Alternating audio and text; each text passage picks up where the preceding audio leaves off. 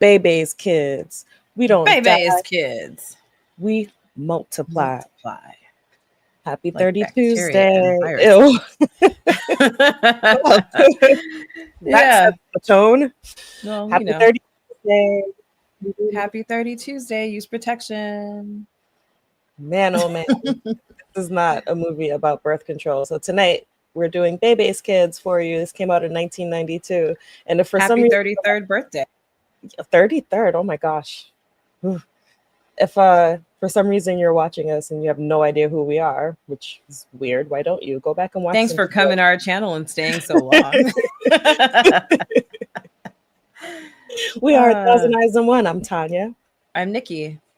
And we have a wonderful guest today.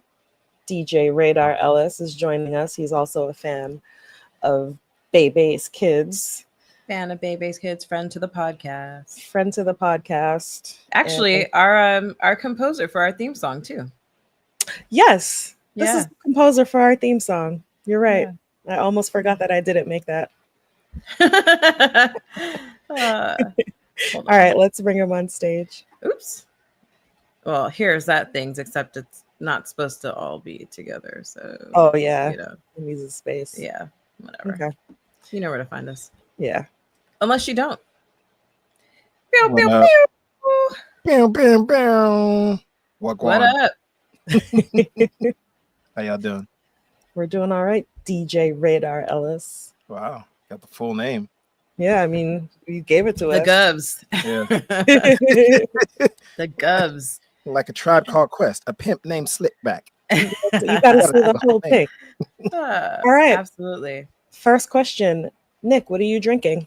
I am drinking a Lafroig, something in a barrel that's smoky, but I made it sexy by putting a little bit of elderflower syrup in it and some ice cubes with like a dash of simple syrup and a hint of bitters. And you don't usually like, I like it to be pure, but I was like, it's summertime. Fuck it. Let's go. That sounds nice. Radar, what are you drinking tonight? I don't know. What'd you give me again? What's this called? Oh, this from Harlem? Yeah. My Queendom Come.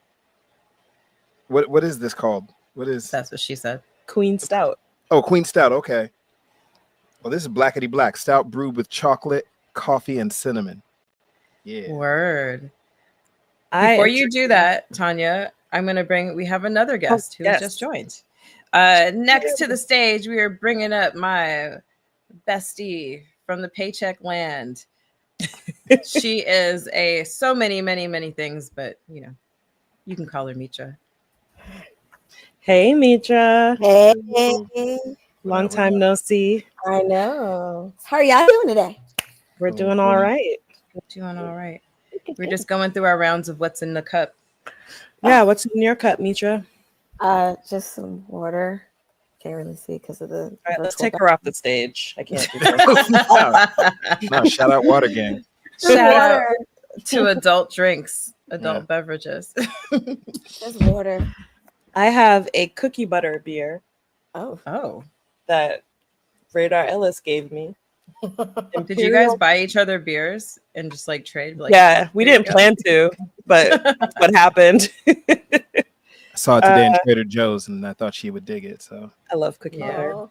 Imperial Golden Ale with toasted coconut, vanilla beans, and natural flavors. That sounds yummy. It does. Yeah, no, I'm in the like middle 9.5%. Hold on, you set me up. Oh, I didn't even know that. I didn't even check the percentage. I just saw cookie butter beer, and that was it was go time. It's good. We're in for it tonight. Also, that's what she said. But what are you gonna say, Mitra? Well, no, I was just gonna say I'm in the middle of like building furniture related things, so that plus alcohol is not really a wise move. Probably. You're better than me because I hate following directions. I was really proud of myself because I ordered my cat steps to get up to like my bed so I don't have to like listen to her yelling at me every morning. She's not using them at all.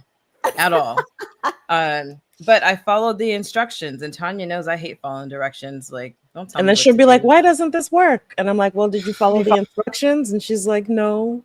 No, I hate I want somebody to like fix it for me. Or to like, I'll watch the video, but like to see it on the page, I'm like, but I was really organized. Had a paper and I wrote down all the numbers of the screws and I lined them up on the things. Shout out to Lovesack for teaching me how to like get all your shit together before you build anything. Yeah. So yeah, I made a cat house and she doesn't care. Well, BeBe's kids. BeBe's kids. BeBe's All right, let's Kids. start with you, Mitra. Do you remember the first time you saw BeBe's Kids? I was wondering that when I was like rewatching it today. I was young. I was a kid. I was probably too young to be watching it. So if I was too young to be watching it, I want to say that it was likely something my dad had me watching, because my dad would often be like, "Oh, it's animated." Yes. There you go. Which is how I ended up being traumatized by Who Framed Roger Rabbit as like a 6-year-old or something, because he was like, "It's animated, it'll work." So yeah, I think I know I didn't see it in theaters, but I saw it. I was young. It was probably my dad. How about you, Radar? When's the first time you saw BeBe's Kids? Probably when it came to VHS, because that was a thing, you know, for any folks that are young that are gonna come back and check this out. Yeah, it was VHS. I remember the trailers and everything, and just, you know, yeah, it was an animated film with black folk in it, and it was just so rare. So it was the first of its kind. It never happened with the full black cast before. Yeah. So, you know, I immediately gravitated to it, and it wasn't even a blockbuster. It was like something that was similar to a CVS, but like it had like this whole video rental section, and my pop used to go there because he'd get movies 2 for $1. And so yeah, BeBe's Kids was in there, and he picked it up, and I was like, this is amazing. This is great. Yeah. I love that. And Nikki? I don't remember the first time I saw it. I remember it being a movie that I had a lot of curiosity about because we saw the trailers on like other VHSs. But it took forever for movies to get to Germany. So like you'd see a trailer and then it'd be like 6 months later and then you'd forget it that it came out.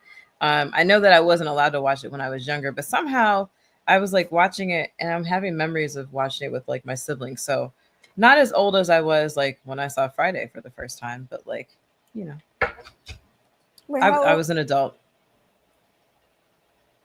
I was an adult. Okay. Not, and when I say adult, I mean like I was out of my teens. Yeah. The first time I saw BeBe's Kids was after, her parents didn't let her watch these things. I was an unsupervised child. When BeBe's Kids came to whatever movie, I don't know if it was HBO or Showtime or whatever, it was a channel I didn't have, but my grandmother had. And she saw that it was an animated show with Black children. She didn't know anything about it. And she recorded it to VHS and mailed it to me.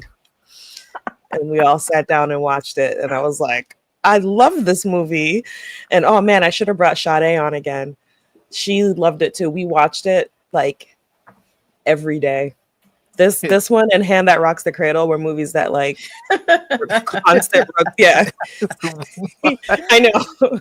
I mean, no, there's a theme. It's about children. Yeah, for me and Sade, like Sade was on our previous stream for Hand That Rocks the Cradle. For anybody watching, she's my cousin, and this one and these two movies were like the two that got rotated the most in and out the VHS. It's BeBe's Kids, Hand That Rocks the Cradle, then BeBe's Kids again, and Hand That Rocks the Cradle. Yeah, that's wild. I think the movies that got the most play that weren't Disney were Who Framed Roger Rabbit and Honey, I Shrunk the Kids. Yeah. Honey, I Shrunk the Kids is one of my, like I actually just have the VHS sitting over on my coffee table. Actually, we should do that. That's not on our list. I love that movie. I watched it recently. Yeah, it's deep love of that movie. Let me add that to the list. Shout out your grandma for dubbing tapes for you. Yeah, she would do it all the time. She would record Gullah Gullah Island. What else did she record? Sometimes she'd record music videos. She sent us Karina because I think she just like Goldberg. Yeah. Lots of VHSs came in the mail from my grandma. That's what happened for us too. My dad's aunties, like my aunties would like just put on the Disney Channel and just hit record, and then they'd send us these tapes, and there'd be these shows that we really loved and have only seen one episode of like in our entire lives because that's all there was.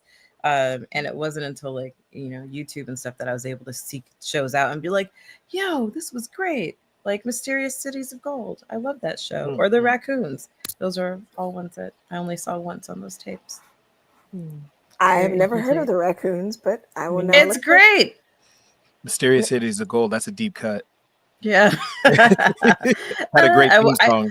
Yeah, that's what I was about to say. I went back just to listen to the theme song like a week and a half ago. I sent it to AK. I was like, yo, you remember this show? Yeah. No, I don't know that one. Yeah, the exit music for The Raccoons was also a song I really liked. Okay. Yeah. So did BeBe's kids make you want to have 3 kids? You see what my name says. Don't not ask me for a baby like an hour ago. By the way, Radar. He said I need a baby. Does he have baby money? You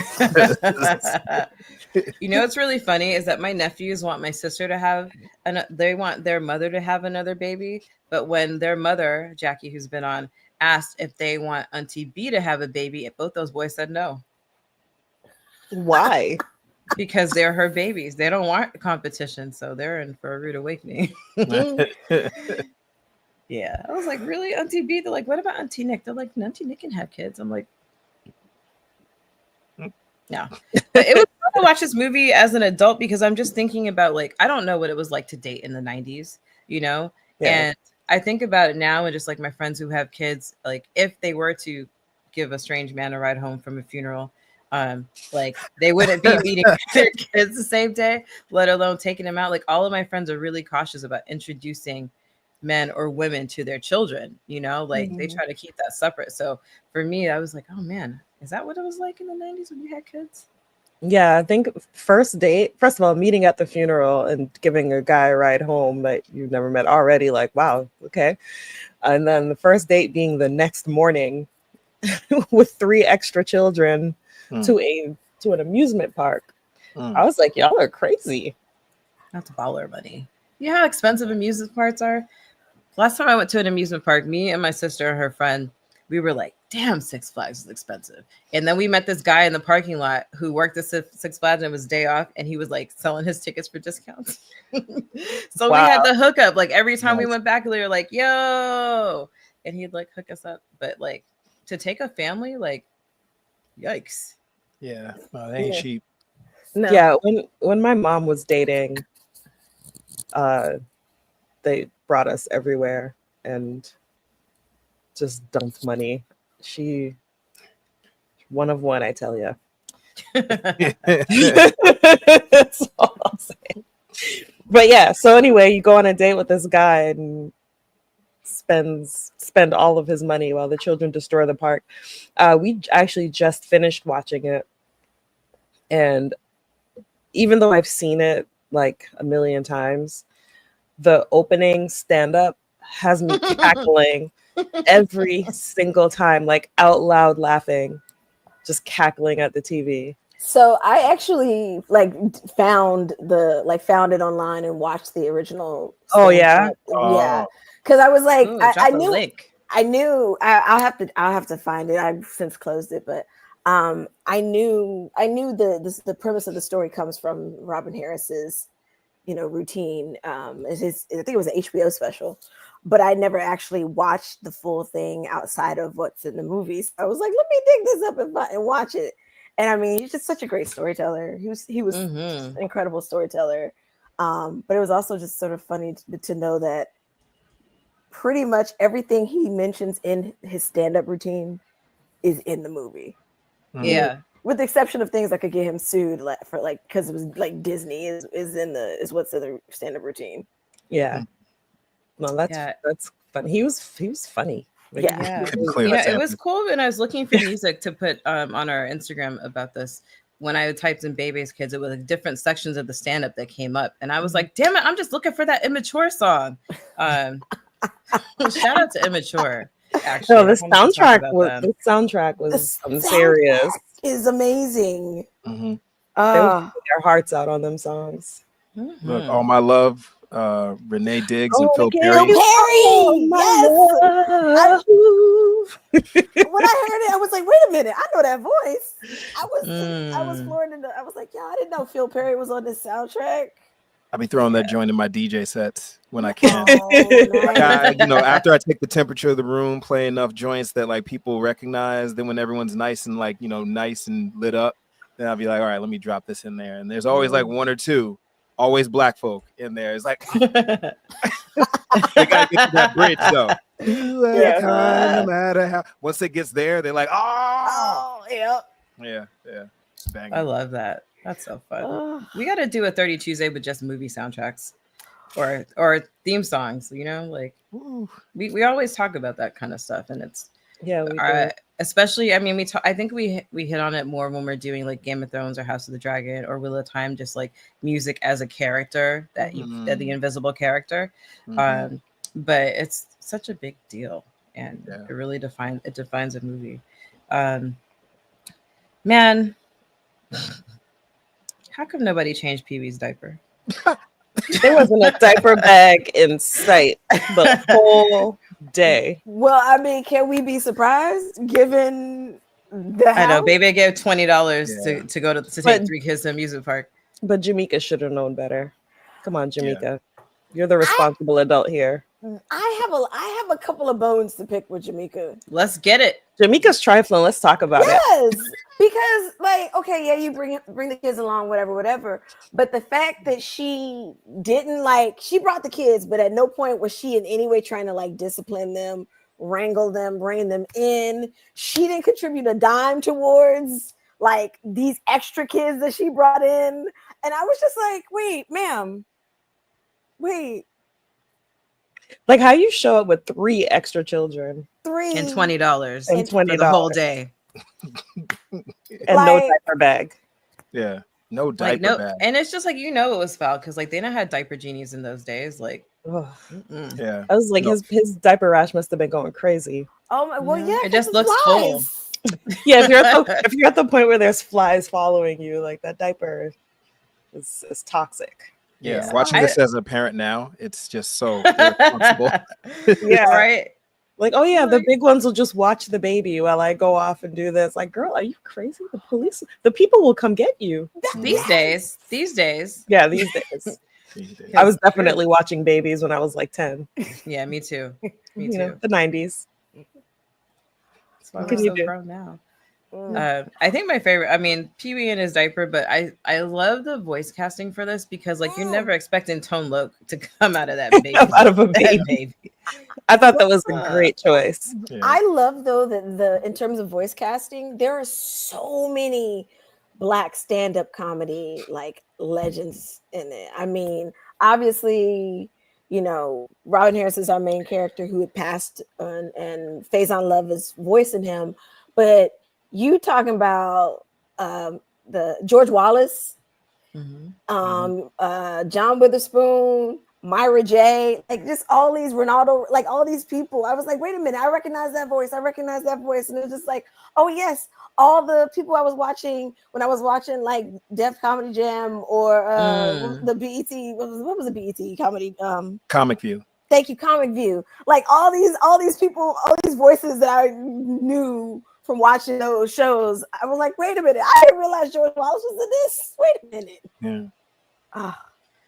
What did you think about the animation style? How did you read my mind?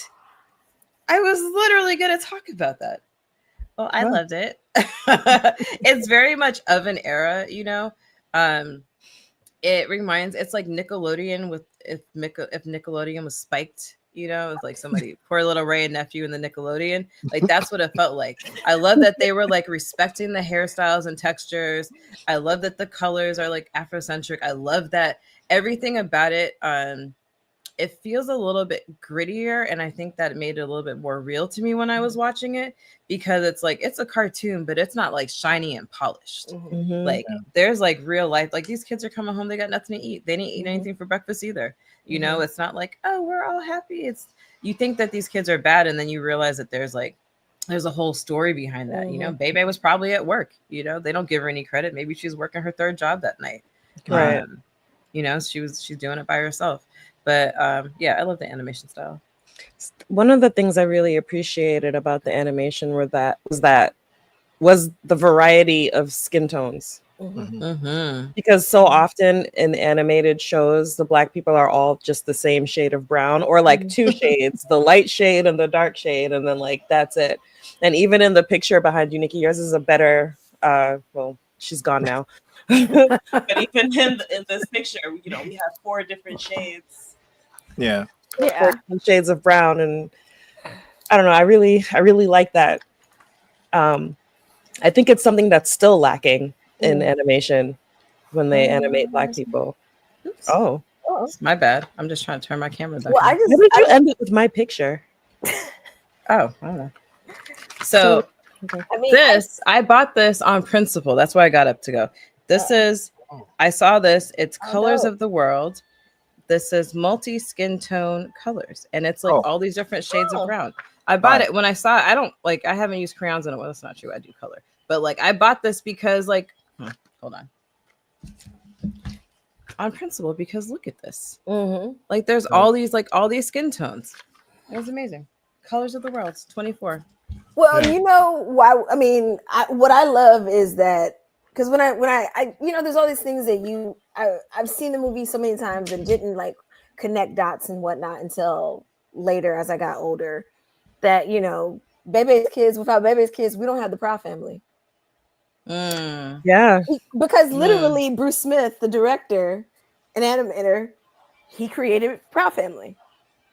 Yeah, you're right. Yeah, it's the same animation style.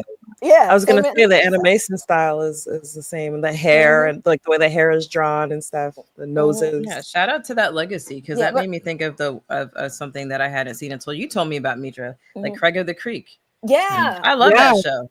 Yeah, I've caught a few episodes of it. It seems really cute.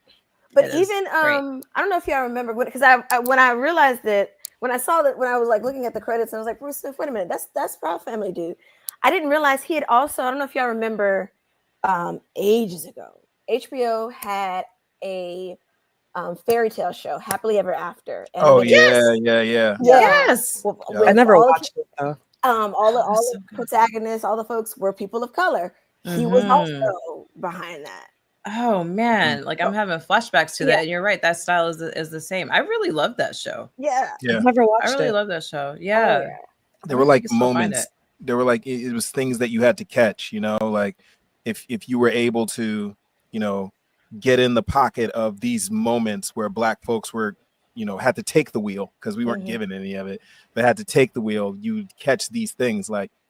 It just wasn't like as ubiquitous. Well, not as ubiquitous as today, but it wasn't as, you know, because now you can get crayons with the skin tones, with the colors. Now we have Craig of the Creek, we have Proud Family, we have Steven Universe, we have all these different examples, you know. And back then it was like, you know, you're watching Doug and Skeeter's blue, but you know he's really Black. And then Bebe's Kid shows up as like, these are actually Black kids, and they're not. Look at what you could do. And the humor, or they're not the catchphrase character. They're not the catchphase. Damn. I was gonna say also the humor is so just like Black culture coded. You know, like just if you know, you know. You know what I mean? Yeah. They don't explain any of the jokes or any of the gags. It's just you just have to know. That moment with of Dolomite, the Dolomite. Yes. I'm always loving that moment. Yes. I have to say, it's like I Jet remember magazine. the first time. Yes. Oh yeah. One, hi to AK. Hey AK. Hey, what's good? I agree with this. Panthro, exactly. But it's something that's interesting to me about this movie that I didn't even realize, because I've said this about some other movies. A lot of the cultural references are not things that I was familiar with until I moved here. You know, like my mom is Caribbean, like a lot of these, and I didn't live into the States until I was an adult. So it took a long time for me to pick up on things. And sometimes if like, this is not a movie that I also watched in German, but some like, I'm trying to think of a movie where the jokes don't translate. There's a lot of them, but like if it's Black, they don't translate. And so as I grew in my cultural experience here, like movies like this just got funnier and funnier because suddenly I had like, you know, this whole lexicon that I didn't have before. Yeah. Yeah, I mean, I didn't get the Dolomite part until I was an adult because I had no idea who Dolomite was. My parents didn't listen to that.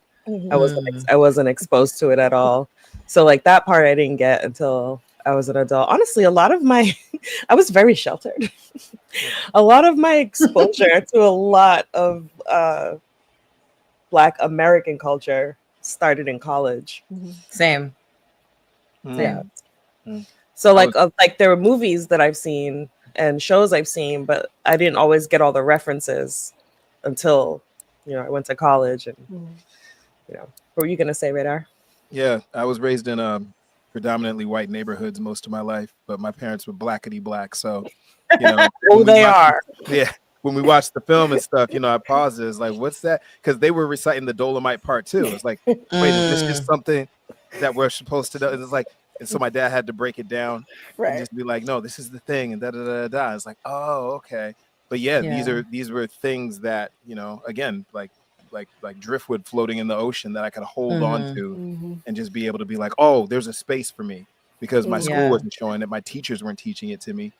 And in terms of like modern examples, this was one of the few things that I could just watch that was able to connect me to the rest of the tribe, to the rest of my people. I think when I was watching it this time, when he starts the Dolomite, I was like, oh, house party. Right. Yeah. Well, there's so many house party references in it too. Yes. That I just loved because Reginald Hudlin from House Party worked on this as well. He wrote the screenplay for this. Yep. And because I don't know if y'all, you all remember House Party, the two dudes who were like the thieves in the suits and they were like running around. They had like the yes. That's where I saw that from. Yes. Right. Oh, right. The ones who were running out of the apartment at the end. Yeah. It's like, I better not taking that from my crib. Yeah. I did not connect that. Because I was like, how do I know this? And I just like kept watching. I was like, I was like, oh, the dudes from House. Yes. There's just all these little references. And I love that as well, because of course, Robin Harris was in House Party, the neighbor. And I just, all these little moments, but I also was thinking about how good, better, otherwise, there are certain quotes from this movie that even as like in my middle and elementary school, elementary school, people were saying that were wholly inappropriate. Like the test tube baby, I'm gonna drop you like a bad habit. I was like, oh yeah, people were saying that. I was remembering this. Like, for me, it was ugliest to the bone. Beauty is skin deep, but ugliest to the bone. And I used to say that all the time. I loved saying it. I'd be like, you are bone ugly. Yeah. It was the dozens. It was the dozens for me. Yeah. The bathroom scene with the dozens. Like, yo. Oh my god. Oh yeah. Quick, what was your favorite one in all of that? Your mama's so fat she on both sides of the family. Oh, that one. that one killed me. Mine was your mama's so dumb she thought a quarterback was a refund. Yeah. That was my favorite. Oh Classics. Man. And then later on outside of the bathroom when he's like, lips so big, chapstick had to make a spray.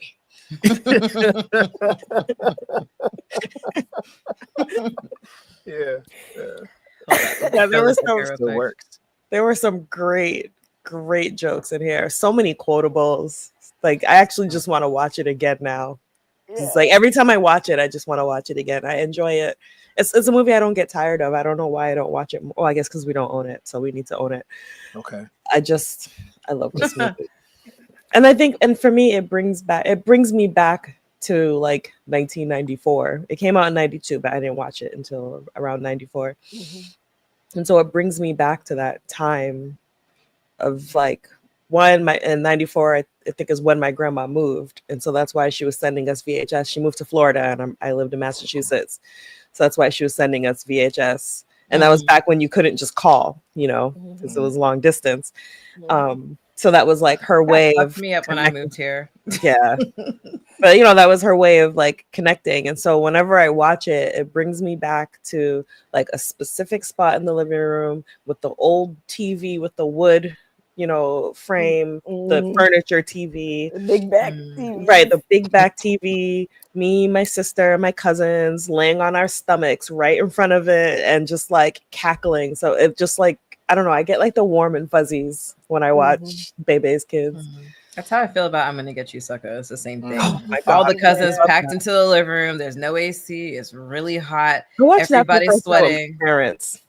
Oh, really? Yeah. I don't know how they let us get away with it. They just do it on. My parents. I remember watching it with them too at some point, like the aunts and the uncles. But like, yeah. I definitely watched that with my parents. Radar knows my dad introduced me to a lot of movies I was too young for because he wanted to go see them and he's stuck with the kids. So he's like, well, you're going to go see Die Hard too. Floor TV that don't always work. So hold the smaller TV. Oh my God. It is so specific and accurate. Did we all do that? Yeah. Did we really just all do that? Like we're all just living the same life? Yes. Because when our TV stopped working, we absolutely put another one on top of it. It took forever for my parents to get rid of that big back TV, the furniture one with the wood paneling. Work out eventually. Someone's gonna fix it. Yeah. No, we don't do that anymore. TVs just started getting cheaper and cheaper and cheaper. Yeah. Nikki, I caught something that I thought that made me think of you immediately. You specifically. Okay, so there's a moment when Robin and Jamaica are on the like cruise ship kind of deal at the table. It's right before the kids come in the pirate ship. And there's a song playing in the background. And I immediately said, wait a minute, that voice sounds familiar. And I waited to the end, to the credits, because I tried to Shazam it or whatever, and it wouldn't pick it up. It's a Johnny Mathis song.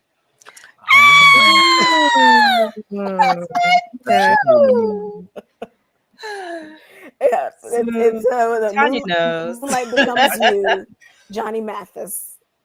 You know, did I look that up? I don't think I did. A song came on today that I was just like, Tanya knows. She was there when I squeezed her arm and swooned at the Christmas show. Yes, went to the Johnny Mathis Christmas show, and I had to like hold her down in her seat, keep her from rushing the stage. He just sounds amazing. He's just you'd be the only one in there actually able to rush. For real, you're 20 years younger than everybody else in there, and several shades browner. Yeah, except the black couple we saw walking out at the very end, but we were still 20 years. I mean, we might have been 10 years. I mean, who knows? But yeah. One of the like funny gags, like I like a lot of the physical gags, like when he daps up Khalil and his fingers come out all twisted up and broken, when he's smelling the wine on the cruise ship and he sniffs and you see the wine leave the glass and go all the way up to his nose and then go back down. Like there were so many little gags like that I just like I thought were so funny. It's just really small things, but they're just so funny. You just can't not think about it. Yeah. It was a good movie for small things that were small things, like just for the funniness of it. And then there were like small things that were big things, like going into the store and looking for your name and not finding it. Leon's able to find his, but LaShawn and Khalil can't find theirs. Or and I love that because she's like, I know 4 other people who have that name, and she's like, I still can't find it. Right. Like how many Keishas are there? When have you seen a Keisha keychain? Exactly. Yeah. Or just the constant racial profiling throughout. No stealing. That means you. Yeah. You look so like they said a lot without making it an essay, but still presenting it, and sometimes not even putting words to it, just showing the character doing it. And while remaining very light. Yeah. It stayed very light and funny, despite touching on like what are really heavy topics. I mean, reality, right? That whole trial situation of him being tried by the animatronics, and it's like their first response is to, "Yep, he's guilty. We're gonna convict him," and it's just like, "What? Oh wow!" Like, watching that now, being like, this child in this movie cannot be more than like 8 years old. Clearly can't be more than 8, and even these white animatronics are immediately classifying him as a threat, as a guilty party, and not giving him any benefit. Like, it's just, yeah. And it being Nixon on the prosecution, of course, and Lincoln on the defense. Okay, Lincoln. It was the closest we had at the time. Bill Clinton was new in office. He had just come off that stage with Arsenio, and even then, Bill wasn't. People were like, "Yo, Bill's almost black," and it's like, not really. Like, no, he just plays sax. Please calm down. Sax on Arsenio. That's all. Speaking of sax, you gave him a lot for that. I saw a picture of our friend, this guy, with sax with Bill Clinton recently. Oh, really? Yeah. Shout out to James Casey. Shout out James. Yeah, I was like, "What is this picture?" Yeah. I was like, oh. But yeah, no. This whole, I mean, I think that to that point. I think that this movie does a good job of like the things, the elements that you guys we're talking about right now. It's just not that it's not that it doesn't make a big deal of it. It's just like, oh, it's just part of the story, right? It's part of the story because it is just part of the lives. It's not like, oh my God, look at this thing. This thing is happening. I'm like, no, this is just another thing that happened on a regular day. These people being out because that's what it's like. Yeah. Right. And I also think about LaShawn, she is the oldest daughter, and she's dealing with all the things that come with the oldest daughter. She's also dealing with having to be tough. When they were doing one of their songs, I can't remember the verbatim line. I have to look it up. But she's like talking about having to be tough as the guys. Yeah, she's a cute little girl, but I fight like a man. I even make her and Mike Tyson say "damn." Right, and I'm just like, a hard bar. It was a hard bar. Mike had just got locked up too. Right. But I'm just thinking, like, again, she is as the oldest, so she's probably like 10. Right. And I'm like, this little girl can't have any real childhood because A, she's got to watch her younger siblings, but B, she has to harden herself in order to protect the three of them in this area, in this community, in this neighborhood they're in, when their mom, for whatever various reasons, is not there to do so. Yeah, I can't imagine being like that in that situation because, like, I'm the oldest, and that just comes with the territory. Like, you don't have a choice. If somebody's coming for your siblings, you're gonna fight. If you gotta fight. Sometimes if your little sisters are wilder than you, then you might not have to fight because it's over before it begins. However, a lot of times you just have to be prepared for that. You're like, oh no, you can't mess with them. You can't mess with them. I'm a middle child, but I'm the oldest. I'm the first girl. So it's like a kind of weird place to be because I still have like the oldest daughter thing, even though I'm not like the oldest child. And I had to fight for my sister, and my brother had to fight for me. And we didn't even grow up in like a rough neighborhood. They were just, I don't know, we were just bad, I guess. No, we were just BeBe's kids. Yeah.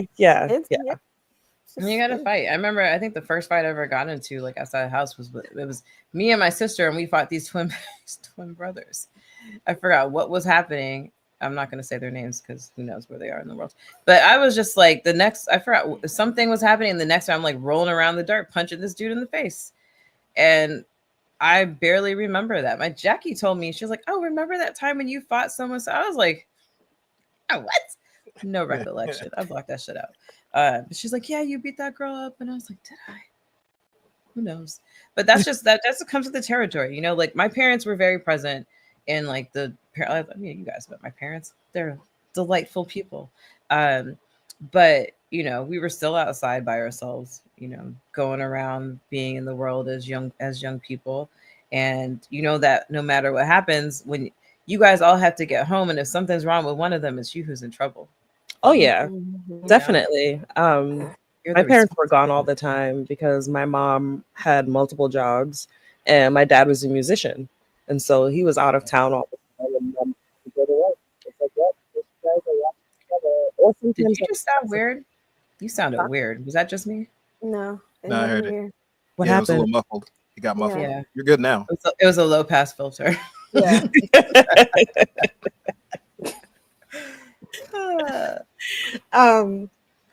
Yeah, anyway, yeah, my mom was always at work. My dad was often out of town or even in town. He was at shows, so he's gone at night.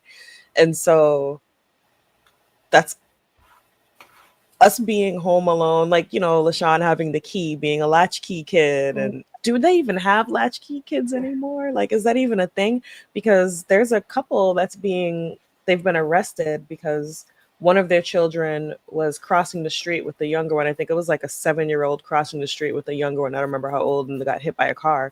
And they charged the parents. Oh. They charged the parents. And I remember thinking, like, at that age, like, I'd walk home with my sister. You know, it wasn't a big deal. I had a house key. I had to wear it around my neck. You know, my school was only like 2 blocks up the street, but like, it, you know, it was a normal thing. And now, like, you will go to jail. Like, I heard about somebody calling the police because a 12-year-old was left home alone. And I was like, at 12, I was watching other people's kids. Yeah, that's like, wow. What is that? It's a crazy thing. Like, I don't know. Is it me? No, I don't know. Huh? That like hissing, rustling sound. Right, I'm gonna mute. Is it me? See if it's me. Oh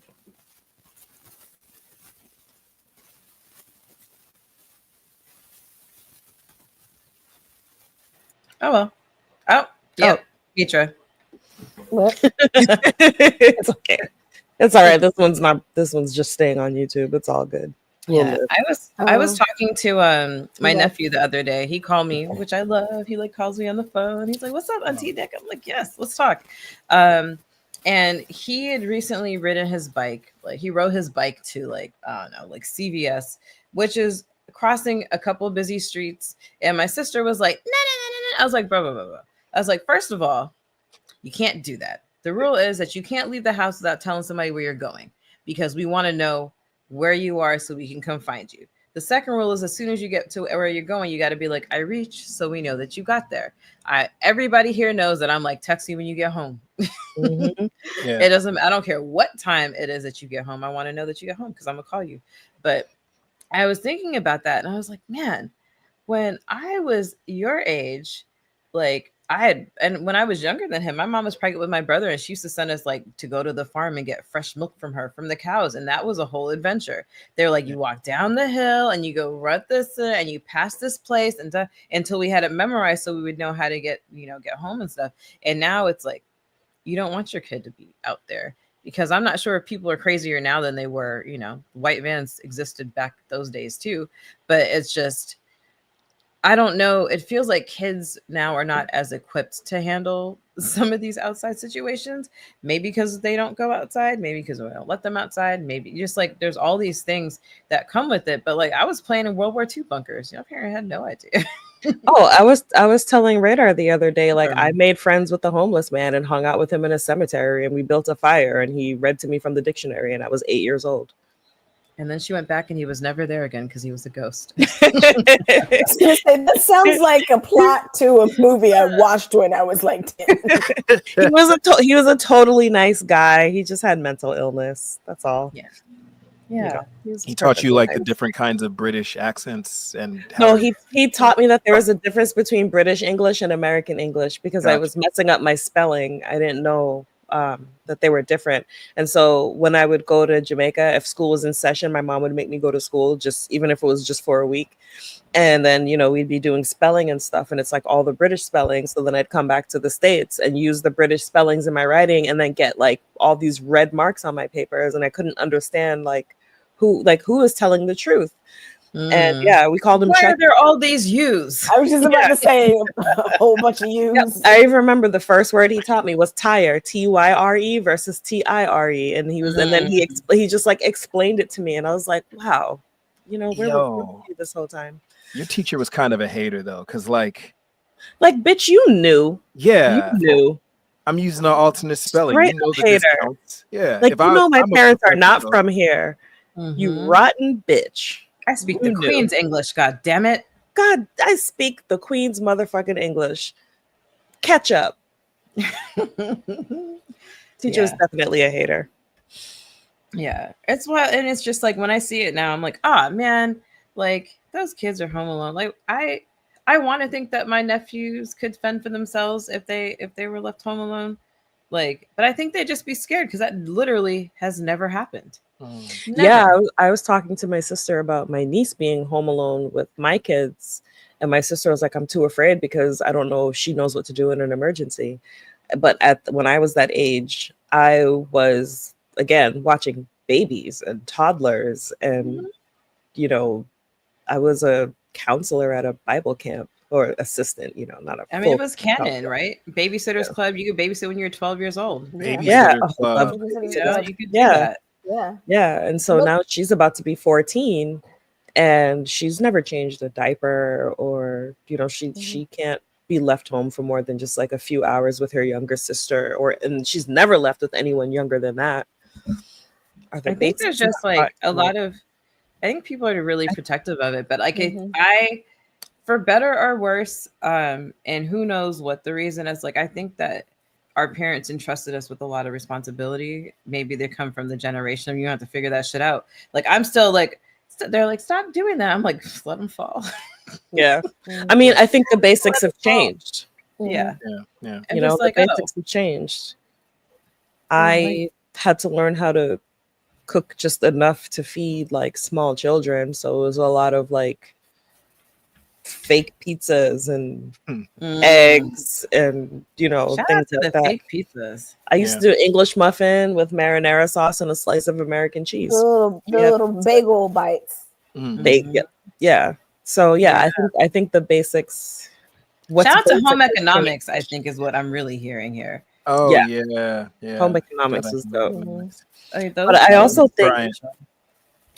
think I say this all the time. I think part of it is that us, and when I say us, I mean like millennials, Gen X, that our parents now, we know what we were getting into at that age, all the bad shit we were doing. And so we're watching our kids a lot closer.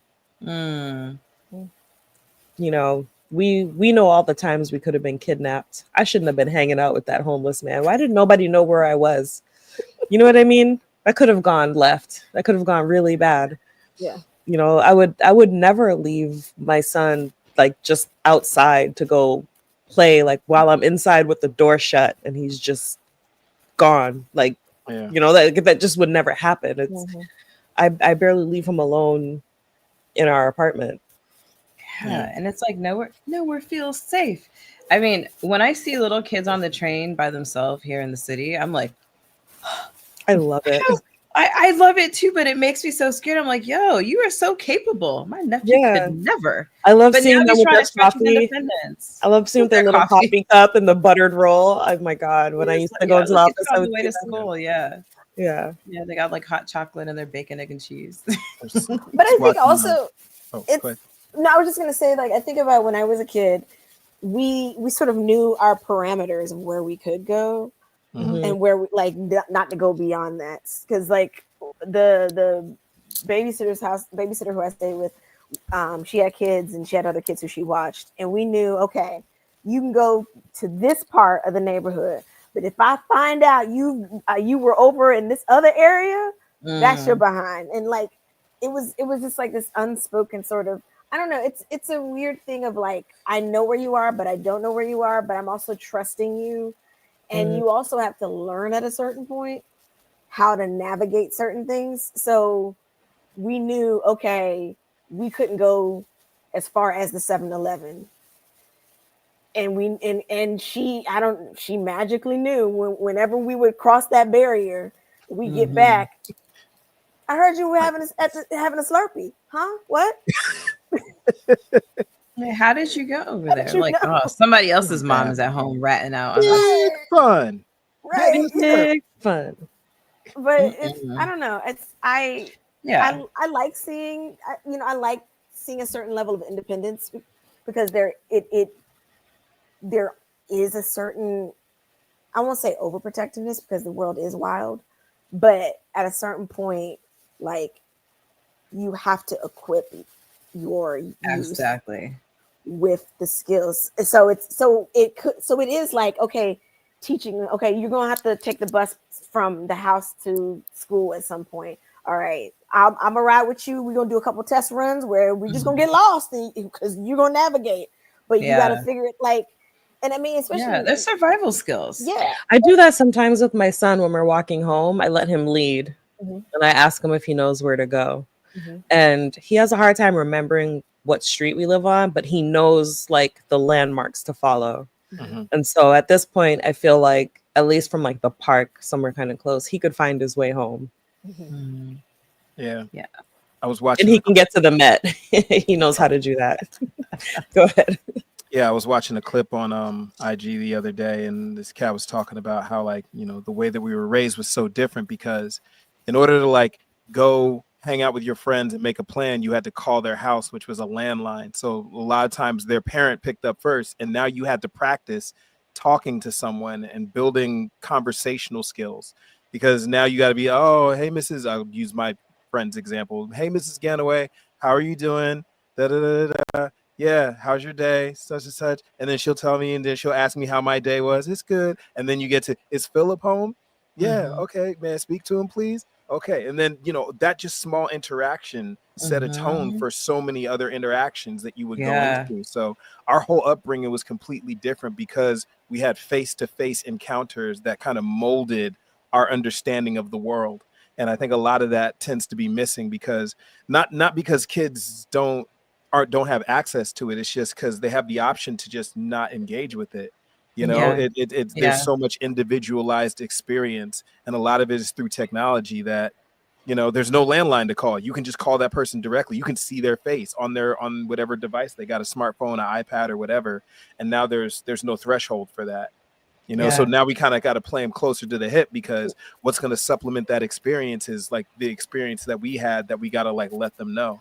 But it's less, you know, when we were kids, I remember getting on my bicycle on Saturday, you know, after Saturday morning cartoons, which used to be a thing. After those ended, you hop on the bike, you get up with your friends, you're going to ride around to different neighborhoods and everything. And you come back by the time the sun starts setting, you know, and it's just like, hopefully you don't get into too much trouble. You're going to be a mess. Charm life.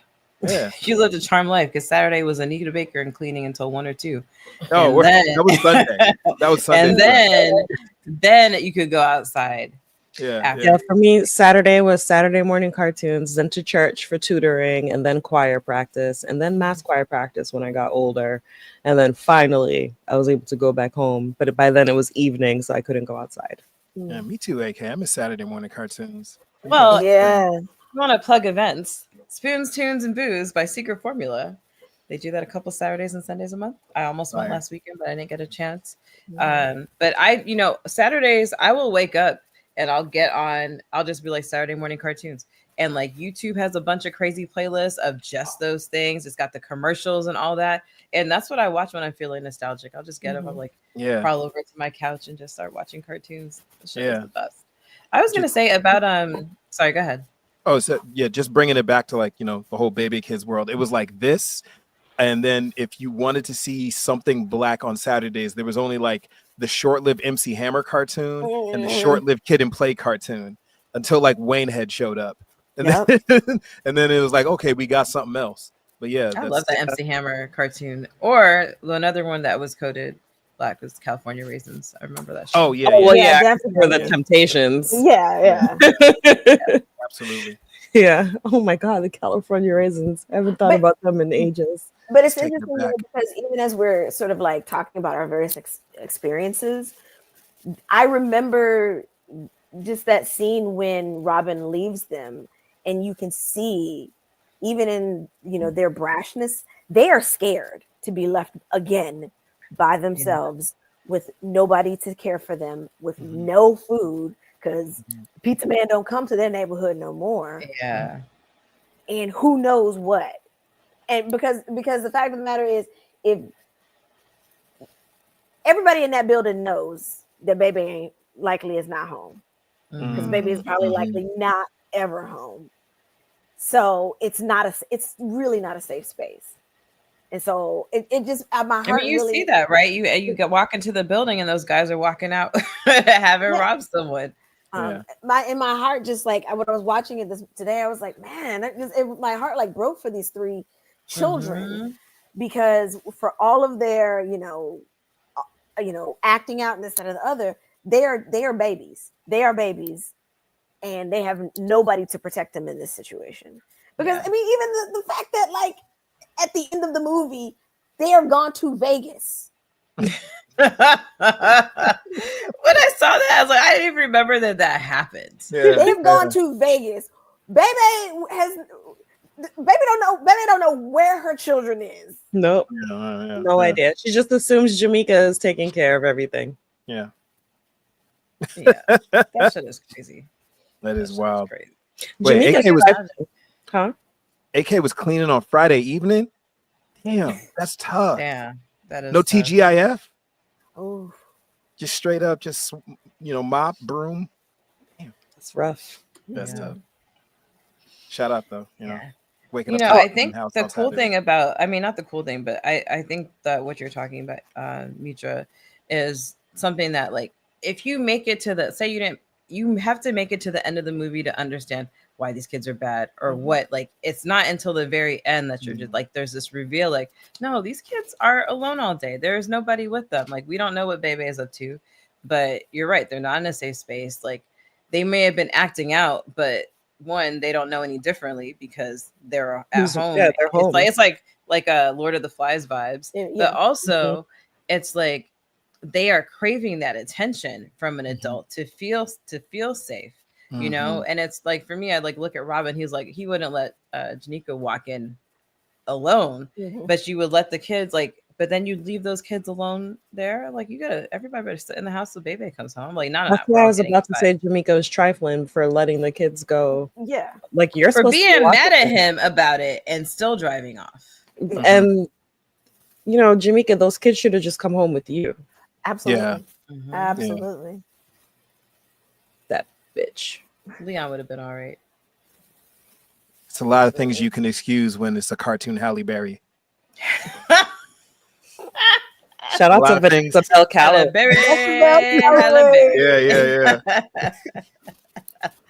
Yeah. But I mean, Robin even said something about being like, I'm not. What did he say? I'm not CPS or I'm not a social worker. And I'm like, that's what they need right now. Mm-hmm. Even though the system is not great, especially at this time and then where they're living. But like, I just kept thinking like, the part of me that is now 40 something and looking at this is now just like, oh my God, I want somebody to be there and help these children and because they literally, who knows, like even with them going off with Jamika and Robin and doing this, that, or the other, at a certain point that's got to end. Yeah. Right. Yeah. So then, where does that leave them? I was just about to highlight that. Is it weird that seeing that just made me want fettuccine Alfredo? It made me crave McDonald's. It made me want fettuccine Alfredo from like an Olive Garden, Fridays type restaurant. Bertucci's. Wow. Even I know that. Wow. Yeah, I mean, fuck. I mean, she should go on our roast and toast or whatever we're calling our. Yeah, add her to the roast and toast list. Yeah, because like, why are they not coming? And she says she doesn't keep any food in the fridge. Like, bitch, bring them home like with you. What are you doing? Yeah. Order them a pizza. Yeah. Remember? How do you know this and you just leave them? Yeah. Just leave them. For a man you met yesterday.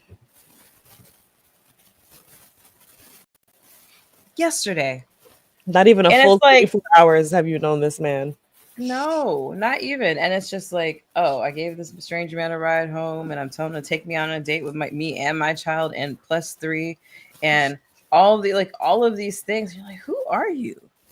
Like, everybody thinks you're fine, but like, who are you really? I did like when the old men were like, when a wok has a smell. They're like, yes. I was like, I know that fragrance. Sometimes you're like, yeah, I know exactly what you're talking about. That wok looks like it smells good. But yeah, no, she's problematic. Yeah. Mm-hmm. Yeah, we'll add Jamaica to the roast and toast list. Yeah. All right, well. On that note, shout out fuck fuck the bad friends. It's just like I just like I can't imagine doing that. Like Tanya, imagine if I babysat for you guys and you came home and I was like, I don't know, your kids didn't eat all day. Yeah. Like, no. That'd be madness. That'd be Kidding? madness. Like I can't imagine a world in which that would happen for me. Yeah, Jamaica's a trifling friend. Yeah. She's like, I'm doing my part. I took the kids all day. Like, she could have sent them home with like some sandwiches. Just something to get them through the night at least. No, I think that y'all have the right idea. Like, take those babies back to your place. They're not safe until Bebe can pick them up. Yeah. That's the thing. Like, and there's a baby. I'm sorry, we didn't even mention there's an actual baby in diapers. Yes, like that should have been the like. So girl, just call me when you on the way to my house to come pick them up. Yeah. Unbelievable, Jamaica. Unbelievable. I mean, I'm glad that we found the actual villain in this movie. Well, I don't know. I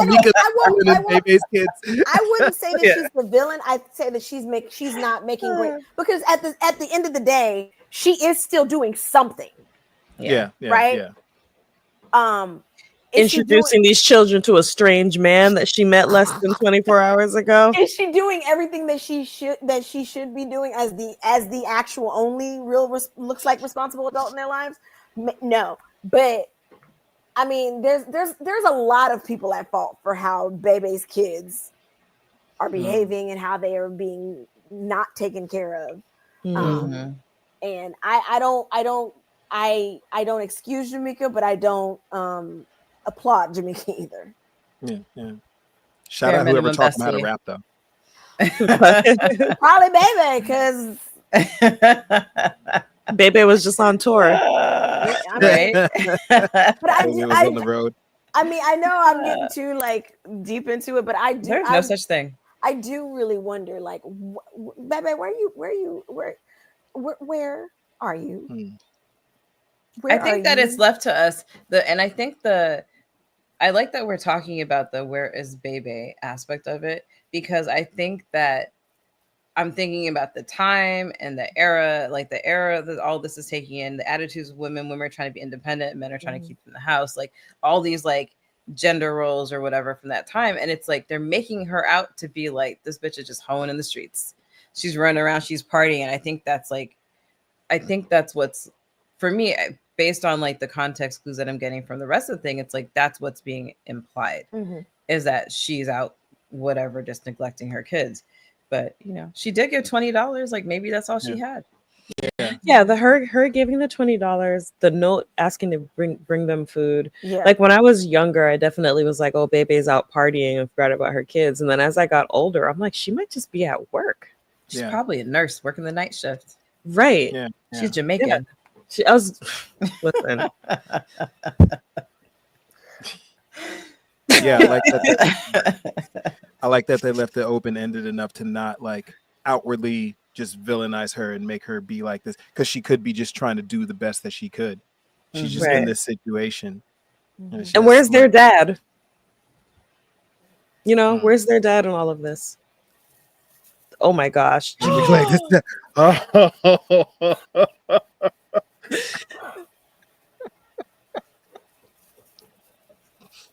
I highlighted that before I even read it. And now I am shocked. Wow. All right, well now we got to do a Jamaica spin-off fan fiction. Yep. Where she's a trifling ex. Wait, what's her name from Don't Be a Menace, Follow Jackie?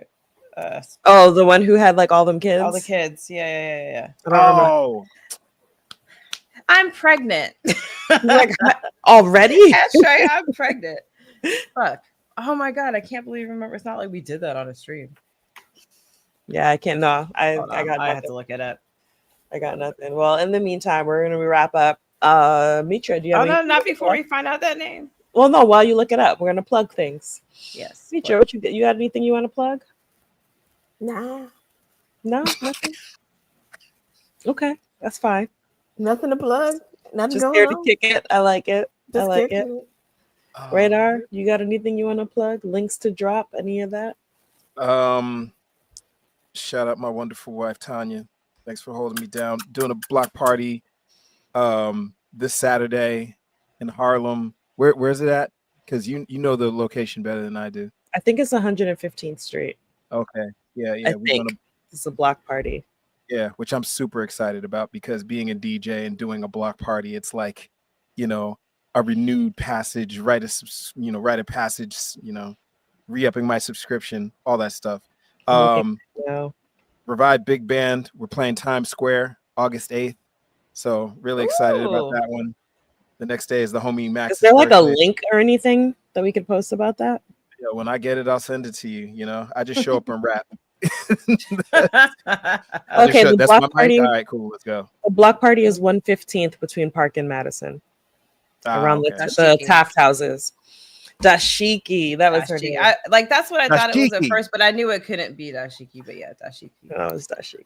Yeah. What do we say when we meet a nice man? Are you my daddy? Man. Yeah. Man. What do we have coming up? Oh, yeah. We got 30 Tuesdays next month, August 12th. Yes. You guys are lucky we're doing one because we usually take our birthday month off. We do. We are doing John Wick. One of my favorite movies ever. All of one them, of which I've never seen. We're gonna do the first one. God. We can do all of them. I've never seen any of them. So. Word. Listen, if you want to spend an entire day, come over at 9-10 o'clock in the morning, watch all 4 John Wicks and the Continental. I will, and the Ballerina. I was gonna say the Ballerina too. Just came out. Do it. I will do it. Are you gonna order me fried chicken from Sam's? Yes, we're gonna order the family meal from Charles's Pan Fried Chicken. Shout out to Charles's Pan Fried Chicken in Harlem. Mm-hmm. We'll order the family meal. So good. You know what? And then we'll have pancakes from that place you keep telling me about, not Jimbo's. Donna Lejo. Shout out to Donna Lejo with their blueberry pancakes. Oh, true. Delicious. I'll bring a bottle. Yeah, so we'll start with Donna Lejo. I get blueberry pancakes and an oat milk cortado. And then we'll have Charles Pan Fried Chicken for dinner because they don't open till 4. So that means we'll have Jimbo's for lunch. See? Listen, Harlem staples. We got it. Yeah. We'll do it. I just got to figure out somewhere to be because those movies are violent and the kids. Fuck them kids.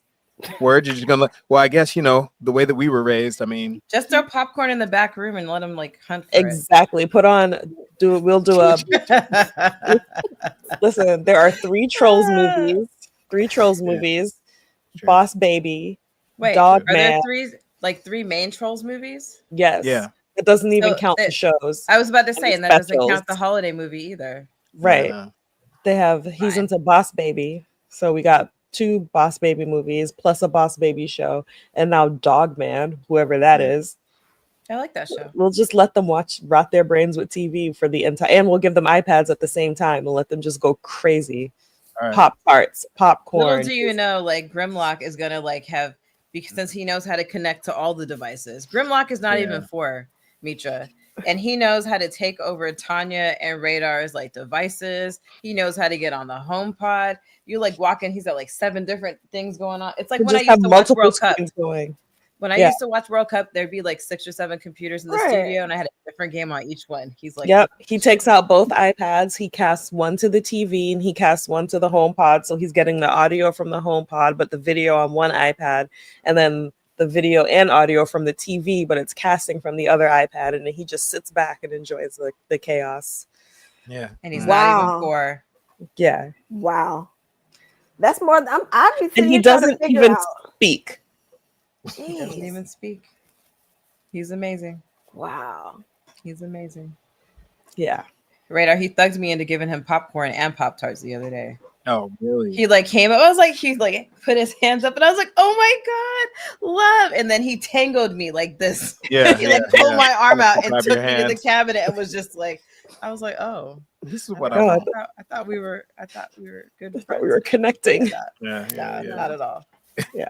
You taller being, assist me. Like barely. Literally. I'm happy because he's so cute and he gives good hugs. He's adorable. He gives the best hugs. Yeah. So John Wick, we're allegedly gonna do a marathon if we can find time. And we're gonna tell you actually we got John Wick we're doing August 12th. Stay tuned for the announcement of spooky season lineup because we're gonna be putting that out soon. Give you guys plenty of time because we have to choose a new book club book. We gotta choose a new book club. I'm going to Anime NYC in August. All of us are going to Comic-Con. Yep, I'll be at Comic-Con all 4 days plus Wednesday because I'm doing, the professional event stuff. So I'll be at 5 days of Comic-Con this year. Yeah, you can catch me there on the Thursday and the Sunday because I'm kidnapping my nephew to bring him on a New York trip to come up here and do Comic-Con. Oh, dope. Yeah. So we'll all be there Sunday with the kids. Yay. Family day. Yeah. Yeah. Cool. Well. Right. Yes, AK. We're fingers crossed. Yes, AK. I hope you can make it. Yeah. Well, thank you, Radar, Mitra. Thank you so much for joining us tonight. It was a pleasure chatting with you and drinking water. Thanks for the beer.